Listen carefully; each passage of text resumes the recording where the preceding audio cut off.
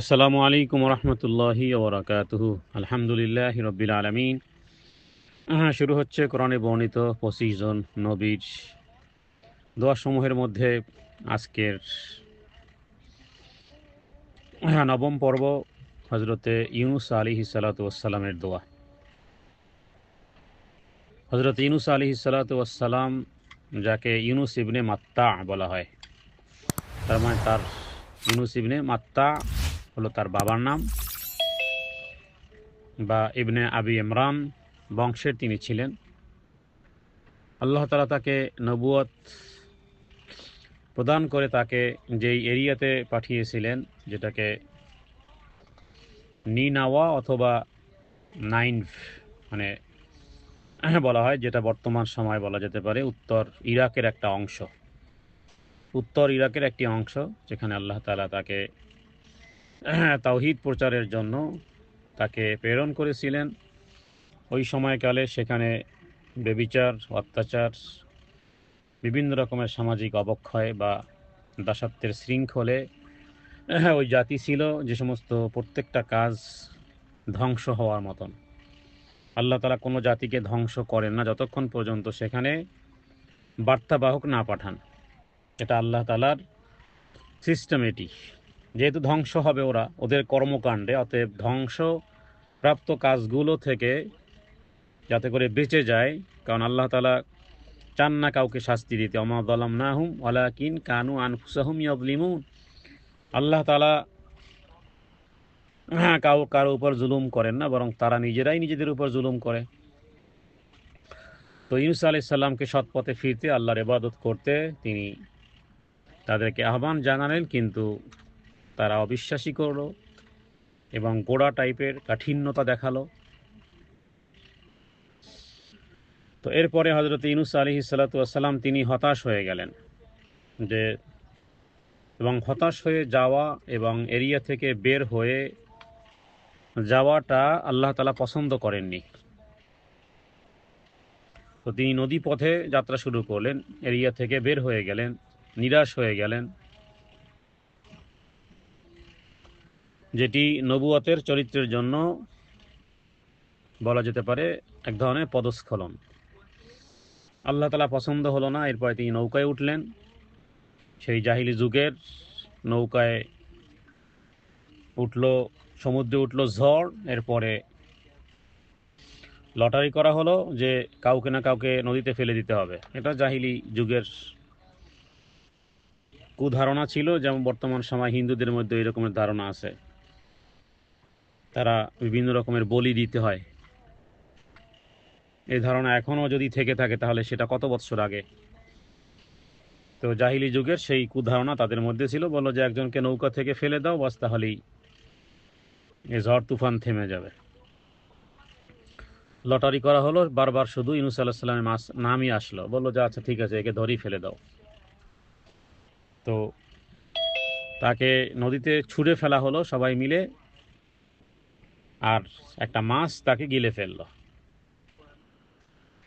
মাছের পেটে তিনি চলে গেলেন 3 দিন 3 রাত এক দুর্বিষহ যন্ত্রণায় তিনি গ্রেফতার হয়ে গেলেন। আল্লাহ তাআলার কাছে প্রার্থনা করলেন এভাবে করে, লা ইলাহা ইল্লা আনতা সুবহানাকা ইন্নী কুনতু মিনাজ জালিমিন। যে হে প্রভু, তুমি ছাড়া আর আমার কেউ নেই, সত্য মাবুদ তুমি একমাত্র, সুবহানাকা তুমি পরিপূর্ণ, তুমি পবিত্র, ইন্নী কুনতু মিনাজ জালিমিন আমি নিজের উপরে অত্যাচারী ছিলাম, আমি নিজেই নিজের উপরে জুলুম করেছি। এই ছোট্ট দোয়াটির ভিতর 3টি অংশ আছে। এক হলো আল্লাহ তাআলার ওয়াহদানিয়তের ঘোষণা আছে, আল্লাহর পবিত্রতার ঘোষণা আছে, আর নিজের অপরাধ স্বীকার করার কথা আছে। তার এই দোয়া, বিনম্র এই তাওহীদ তাওবা আল্লাহ তাআলা কবুল করেছেন এবং মাছের পেট থেকে তাকে বের করেছেন। পরে সমুদ্র তীরে তাকে অবতরণ করা হয়। তিনি ফিরে যান আবার সেই নাইনভে, এবং সেই জনতা ইতিমধ্যে তওবা করে এবং পাপ মুক্ত হয়, এবং আল্লাহর রহমতে তারা শাস্তি থেকে মুক্তি পায়। তো হযরত ইউনূস আলাইহিস সালাতু ওয়াস সালামের তওবা ইস্তেগফার রবের ওয়াহদানিয়তের ঘোষণা, আল্লাহ তাআলা তাকেও দ্বিগুণ প্রতিদান দেন। এবং সূরা সাদে তার ব্যাপারে বলা হয়েছে যে আল্লাহ তাআলা তার দোয়াও কবুল করেন। তো কোরআনুল কারীমে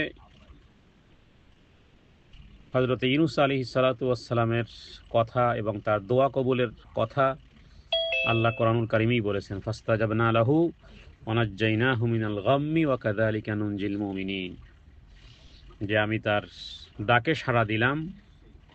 আর সবচেয়ে বড় বিষয় হলো আশার বাণী হলো কিয়ামতের আগ মুহূর্ত পর্যন্ত কোনো ব্যক্তি যদি আমাকে এভাবে ডাকে, আমি ডাকের সাড়া দিব। ওয়া কাযালিকা, এমনিভাবে আমি ডাকের সাড়া দেব। নুনজিল মুমিনিন, আর মুমিনদেরকে এভাবে করে মুক্তি দিতেই থাকবো। তাহলে এখানে প্রথমত বিষয় হলো যে তাওবার গুরুত্ব, নিজের ভুল স্বীকার করা, এবং যেভাবে করে কেউ প্রত্যাবর্তন করলে আল্লাহ তাআলা তাকে নিরাশ করেন না। বিপদে হতাশ না হয়ে দোয়ায় মনোযোগ হওয়া, যেভাবে করে হযরত ইউনূস আলাইহিস সালাম। এবং আল্লাহ তাআলা কোরআনুল কারীমের মধ্যে বলেছেন যে সে যদি আমাকে না ডাকতো তাহলে কিয়ামতের আগ মুহূর্ত পর্যন্ত আমি তাকে মাছের পেটেই রাখতাম। যদি সে আমার দিকে দোয়া না করত কিয়ামত পর্যন্ত, তার মানে আমরা কোরআনে পেতাম যে একজন নবী ছিলেন যাকে মাছে গিলে ফেলেছিলেন, এখনও সে নবী মাছের পেটেই আছে, এরকমই আমরা কাহিনী পড়তাম। কোরআনুল কারীমে তাই জানিয়েছে যে তাকে আমি কিয়ামত পর্যন্ত, লালাবিসা ফি বাতনিহি ইলা ইয়াউমি ইউবআসুন, কিয়ামতের আগ মুহূর্ত পর্যন্ত মাছের পেটেই রেখে দিতাম, সে যদি দোয়ায় মনোযোগী না হতো। এজন্য বিপদ আপদে ধৈর্য রাখতে হবে, অটলতা রাখতে হবে, বিপদে হতাশ না হয়ে দোয়ায় মনোযোগ হওয়া। এবং আল্লাহ তাআলার ক্ষমাশীলতা, যে কোনো শিলা বা কোনো কেউ গিলতে পারলেও আল্লাহ তাআলা তওবার দরজা খোলা রাখেন, যে যে অবস্থায় আছে সবার জন্য। মৃত্যুর আগ মুহূর্ত পর্যন্ত এবং পশ্চিম আকাশে সূর্য ওঠার আগ মুহূর্ত পর্যন্ত তওবার দরজা খোলা আছে প্রত্যেক ব্যক্তির জন্য, সেটা মুসলিম, সেটা নন মুসলিম, সেটা যেই হোক না কেন, তওবার দরজা খোলা আছে। নবুয়তের দরজা বন্ধ হয়ে গেছে, নবী আর আসবে না, কিন্তু তওবার দরজা খোলা আছে দিন এবং রাত সব সময়। তো দোয়া ইউনূস সম্পর্কে আমাদের সমাজে বেশ কিছু ধারণা আছে। 1 লক্ষ 1.25 লক্ষ বার পাঠ করলে বিভিন্ন রকমের মনোবাসনা পূর্ণ হওয়ার যে সমস্ত বিষয়গুলো আছে সেগুলো অথেন্টিক নয়, দালিলিক নয়, বরং দোয়া ইউনূস নিজেরই পড়তে হয়।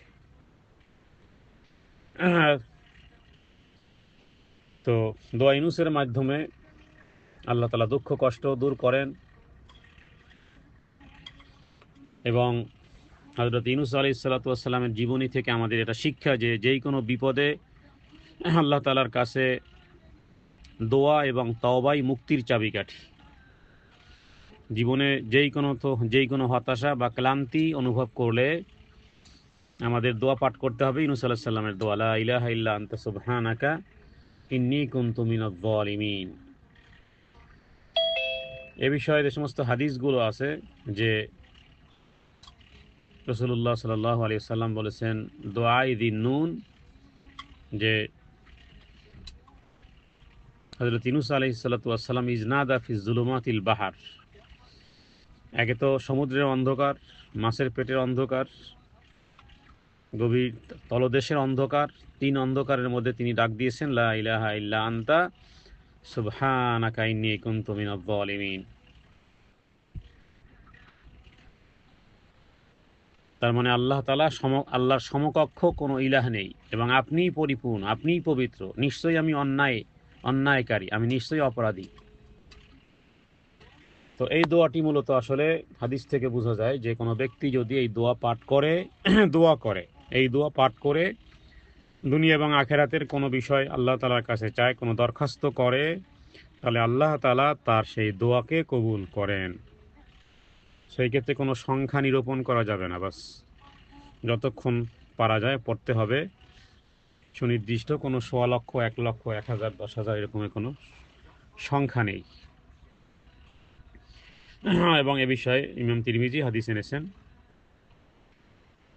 তাহলে নিশ্চিত দোয়া কবুল হবে, এই আশা রাখতে হবে যে এই দোয়া যেই কোনো বিপদে, দুঃখ কষ্টে অথবা কোনো ভালো কাজে ইত্যাদি যখন আমরা দোয়া করব এই দোয়া পাঠ করে আল্লাহ তাআলা সেটি শ্রবণ করেন এবং সাড়া দেন।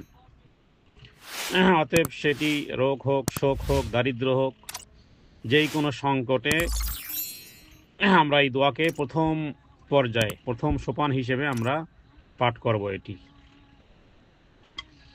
অতএব দুর্দিনে এবং নিজের অপরাধ স্বীকার করে আল্লাহ তাআলার কৃতজ্ঞতা আদায় সহ তাই নৈকট্য কামনা করলে আল্লাহ তাআলা হৃদয়ে প্রশান্তি দিবেন। সে কথাও এই দোয়ার পরের আয়াতই আল্লাহ তাআলা সে বিষয়টি বলেছেন। আর রাসূলুল্লাহ সাল্লাল্লাহু আলাইহি ওয়াসাল্লাম বলেছেন যে ইউনূস আলাইহিস সালামের এই দোয়া, লা ইলাহা ইল্লা আনতা সুবহানাকা ইন্নী কুনতু মিনাজ জালিমিন, দোয়াটি সরাসরি রাসূলুল্লাহ সাল্লাল্লাহু আলাইহি ওয়াসাল্লাম থেকে বর্ণিত হয়েছে এবং কোনো মুসলমান এর দ্বারা কোনো প্রার্থনাই করুক না কেন, আল্লাহ তাআলা তার প্রার্থনার উত্তর দেন। অতএব বিপদে আপদে আমরা এই দোয়া পাঠ করে মুক্তির পথ, মুক্তির রাস্তা আমরা বের করতে পারবো। দোয়াটি কোরআনুল কারীমের সূরা আম্বিয়ার ভিতরে আছে এবং দুটি আয়াতই আছে, যেখানে প্রথম আয়াতে লা ইলাহা ইল্লা আনতা সুবহানাকা ইন্নী কুনতু মিনাজ জালিমিন বলা হয়েছে, আর দ্বিতীয় আয়াতে বলা হয়েছে ফাস্তাজাবনা লাহু ওয়া নাজ্জায়নাহু মিনাল গাম্মি ওয়া কাযালিকা নুনজিল মুমিনিন। নিশ্চয়ই আমি তার ডাকে সাড়া দিলাম এবং তাকে মুক্তি দিলাম তার এই দুঃখ কষ্ট পেরেশানি থেকে। আর এইভাবে করে আমি কিয়ামতের আগ মুহূর্ত পর্যন্ত যারা এই ওয়ে আসবে মুমিনদেরকে আমি এইভাবেই মুক্তি দেব। তাহলে বোঝা যায় যে মুমিন ব্যক্তির দুঃখ কষ্ট বিপদ আপদ আসতে পারে, আসাটা স্বাভাবিক, আর যাওয়াটাও স্বাভাবিক, অস্বাভাবিক নয়। কারণ কোরআন থেকে আমরা এই টিপস পেয়েছি যে আসবে এবং যাবে, বিপদ আপদ আসবে আর সেটা চলেও যাবে, থাকবে না সেটা। কারণ আল্লাহ তাআলা নিজেই ঘোষণা করেছেন যে আমি এমনিভাবে আমি মুমিনদেরকে মুক্তি দেব। তাহলে এর চেয়ে বড় বিপদ আর কি হতে পারে, যে কেউ নেই, নৌকার সবাই ধরেই তাকে ফেলে দিল, নির্ঘাত মৃত্যু, এবং সেখানে ওই সময়কালে এমন কোনো টেকনোলজিও নেই যে কেউ তাকে উদ্ধার করবে, বরং তিনি আল্লাহ তাআলাকেই একনিষ্ঠভাবে এটা বিপদ থেকে ওই বিপদ থেকে উদ্ধার কর্তা একমাত্র আল্লাহকেই মনে করি আল্লাহকে ডাক দিয়েছেন, যার ভিতরে আছে তাওহীদ। এবং হাদিসে বলা হয়েছে যে এটা ইসমে আজম হলো ওই আল্লাহ তাআলার ওই নাম যেই নাম ধরে ডাকলে তিনি ডাকের সাড়া দেন, যেই নামের উসিলা দিয়ে দোয়া করলে আল্লাহ দোয়া কবুল করেন। এই জন্য অর্থ জানাটা জরুরি, দোয়া ইউনূসের অর্থ জানাটা জরুরি। গভীর মনোযোগ সহকারে অর্থের দিকে খেয়াল করে কোনো ব্যক্তি যদি বারবার পড়ে, নিজের অপরাগতার কথা স্বীকার করে, আল্লাহ তাওহীদ স্বীকার করে, আল্লাহর পবিত্রতা ঘোষণা করে, অন্যদিকে নিজের অপরাধ স্বীকার করে রবের কাছে প্রার্থনা করলে রব তার ডাকে সাড়া দিবেন। অতএব ইউনূস আলাইহিস সালাতু ওয়াস সালামের দোয়াটি অত্যন্ত গুরুত্বপূর্ণ এবং ওই আয়াত থেকেও এটা বুঝি যে তিনি যদি এই দোয়া পাঠ না করতেন তাহলে তার মুক্তি আর মিলত না। তাহলে যে আয়াতে তার মুক্তি হয়েছে, উম্মতেরও সেই দোয়ায় মুক্তি মিলবে। অতএব নিরাশ না হয়ে এই দোয়া পাঠ করতে থাকা এবং এর মাধ্যমেই আল্লাহ তাআলা বান্দার দোয়াকে কবুল করবেন, হৃদয়ে প্রশান্তি দিবেন, দুনিয়া এবং আখেরাতে আল্লাহ তাআলা তাকে সাফল্যমণ্ডিত করবেন ইনশাআল্লাহ বিইজনিল্লাহ। আমা তাওফীকি ইল্লা বিল্লাহ আলাইহি তাওয়াক্কালতু ওয়া ইলাইহি উনীব। সুবহানাকা লা ইলমা লানা ইল্লা মা আল্লামতানা ইন্নাকা আনতাস সামিউল আলিম। ওমা আলাইনা ইল্লাল বালাগ। সুবহানাকা আল্লাহুম্মা বিহামদিকা আশহাদু আল্লা ইলাহা ইল্লা আনতা আস্তাগফিরুকা ওয়া আতুবু ইলাইক। আসসালামু আলাইকুম ওয়া রাহমাতুল্লাহি ওয়া বারাকাতুহু।